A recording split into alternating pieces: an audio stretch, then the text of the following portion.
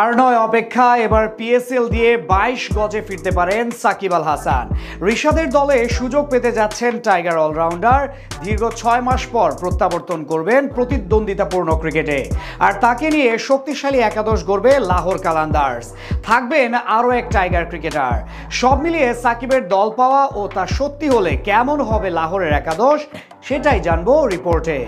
ভক্তদের অপেক্ষার অবশেষে অবসান। দুদিন আগেই দুবাইয়ে ব্যাট ও প্যাড পরা সাকিবকে দেখেছিল মিডিয়া পাড়া। তখনই গুঞ্জন ছিল শীঘ্রই হয়তো প্রতিদ্বন্দ্বিতামূলক ক্রিকেটে ফিরছেন নবাব সাকিব আল হাসান। যদিও পরবর্তীতে আর তেমন কিছুর আভাস পাওয়া যায়নি, তবে এবার যেই খবরটা এলো তার জন্য মোটেও প্রস্তুত ছিল না দেশের ক্রিকেট প্রেমীরা। পিএসএল এর বাকি আসর দিয়ে মাঠে ফিরছেন বিশ্বসেরা অলরাউন্ডার।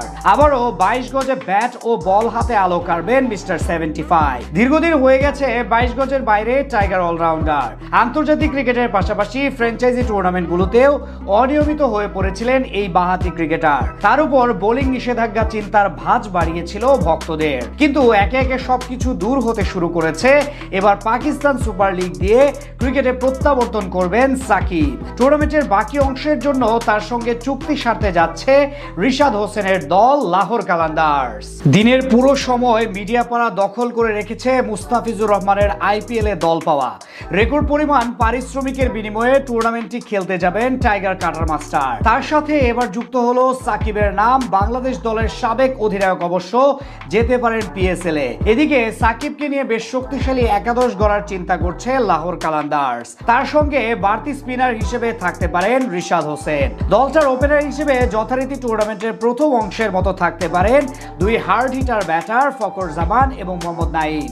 দুজনই ব্যাট হাতে আছেন দুর্দান্ত ছন্দে। ওয়ান ডাউনে থাকতে পারেন আরেক লোকাল ক্রিকেটার আব্দুল্লাহ শফিক। এরপরই থাকতে পারেন সাকিব আল হাসান। এখনো আনুষ্ঠানিকভাবে কোনো ঘোষণা না এলেও হয়তো ড্যারেল মিচেল বা অন্য কোনো বিদেশি ক্রিকেটারের জায়গায় ডাক পেতে যাচ্ছেন সাকিব। সেক্ষেত্রে মিচেলের পরিবর্তে একাদশে জায়গা করে নিতে পারেন বাঁহাতি অলরাউন্ডার। সাকিব সবশেষ মাঠে নেমেছিলেন গেল বছর নভেম্বরে বাংলা টাইগার্সের জার্সি গায়ে। এরপর দীর্ঘদিন পর হয়তো আরো একবার লাহোরের ম্যাচ দিয়ে ফিরবেন ২২ গজে। এদিকে দলে তার সাথে আরো থাকতে পারেন ইংলিশ ব্যাটার স্যাম বিলিংস ও অলরাউন্ডার সিকান্দার রাজা। যদিও নতুন করে তারা আবার ফিরবেন কিনা পাকিস্তানে, সেটা নিয়েও আছে বড় সন্দেহ। সেক্ষেত্রে হয়তো সাকিবের সঙ্গে রিশাদ হোসেনকে বিদেশি কোটায় নিয়মিত লাহোরের একাদশে দেখা যাবে। এই লেগ স্পিনার অবশ্য আসর জুড়ে দারুণ বোলিং করেছেন। এখন পর্যন্ত সেরা উইকেট শিকারীদের মধ্যে একজন তিনি। এদিকে পেস ইউনিটের বড় নাম শাহিন শাহ আফ্রিদি ও হারিস রাউফ।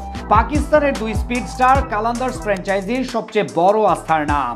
তবে সবকিছু ছাপিয়ে এখন সাকিব আল হাসানের অন্তর্ভুক্তি বড় খবর সবার জন্য। পিএসএল এ এর আগেও খেলেছেন বিশ্বসেরা অলরাউন্ডার। ২০১৬ সালে করাচি কিংসের হয়ে অভিষেক হয় তার। এছাড়া পেশোয়ার জালমি ও লাহোর কালান্দার্সের হয়েও খেলেছেন এই অলরাউন্ডার। পিএসএল এ মোট ১৪টি ম্যাচ খেলেছেন সাকিব। ব্যাট হাতে ১৮১ রান করেছেন ১৬.৩৬ গড়ে এবং ১০৭.১৪ স্ট্রাইক রেটে। সেই সঙ্গে বল হাতে ৮টি উইকেট নিয়েছেন ৭.৩৯ ইকোনমিতে।